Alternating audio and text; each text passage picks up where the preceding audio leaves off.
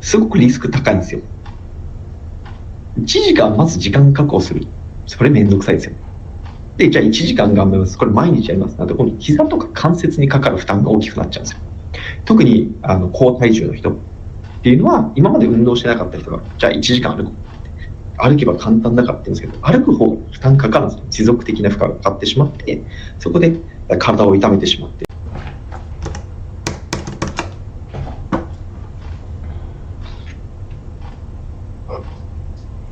寒そうですね。ちょっと寒いですよ。ちょっと急ぎで外もちょっと仕事してきて戻ってきたばっかりなんで。ああ、すいませんね。いや、全然。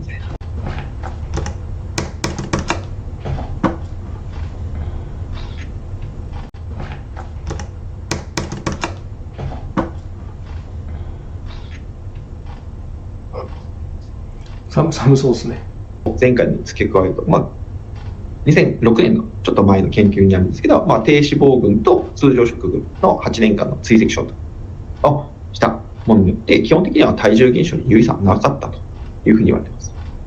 カロリー収支が同じなら基本的には体脂肪の増加に脂質の増減っていうのは関係ないよっていうふうに言われています。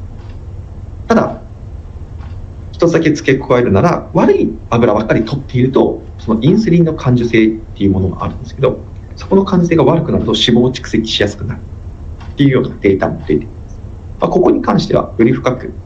講座でお話ししていこうかなと思うので、興味ある方はぜひそちらも見ていただければと思います。第2回か3回の方でお話ししています。サプリメント、本当いろんな業界の闇とかもあったりするので、その辺の話もしてるんですけど、脂肪燃焼サプリで痩せるとかって言って紹介してる人とかって、基本的にそのメーカーからお金もらって広告してるので、自分は実際使ってないけど、じゃあお金もらえるんだったらよかったよねって広告する。これ別にサプリメントに限らずあることなんで、そういったものもあるし、その方たち実際どうやって使ってるのかな、それなのかなっていうところもちゃんと見極めてほしいなっていうところですね。簡単にだけ話すると、サプリメントっていうのは基本的には栄養補助食品です。基本は固形食。そして、そのダイエット系のサプリっていうのは、適正な食事、適正な運動をした時に